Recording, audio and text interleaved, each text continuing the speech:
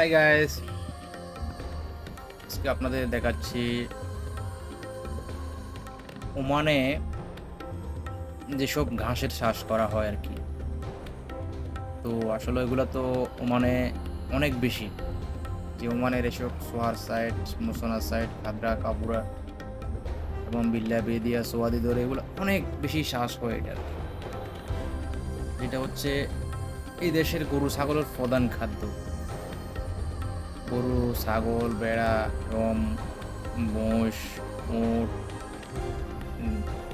যা আছে গাধা, সব কিছুর প্রধান খাদ্য হচ্ছে এই ঘ্যাত।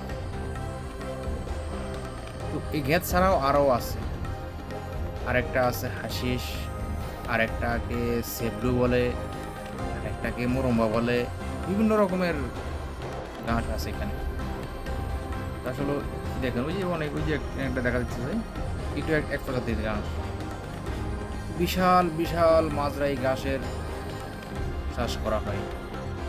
আর এই ঘাসের চাষ করে এখানে যারাই করে হিউজ পরিমাণ একটা প্রফিট তারা পায়, বাৎসরিক একটা হিউজ পরিমাণ ইনকাম তাদের হয়। তো আসলে এটা করার জন্য অভিজ্ঞতা থাকা লাগে, অভিজ্ঞতা ছাড়া হয় না। প্রচুর পরিমাণ প্রথমে ইনভেস্ট করা লাগে, পরবর্তীতে অবশ্যই প্রথম টাইম ইনভেস্ট করলে পরবর্তী 2-5 বছর 10 বছর এমনি এগুলো আরামসে সিস্টেম করে প্রফিট আসতে থাকে।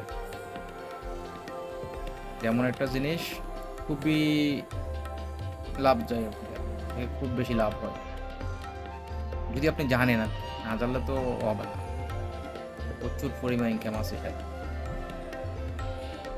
তো এই হচ্ছে, দেখেন আপনারা দেখতে থাকুন ঘ্যাত বাগানের ভিডিও।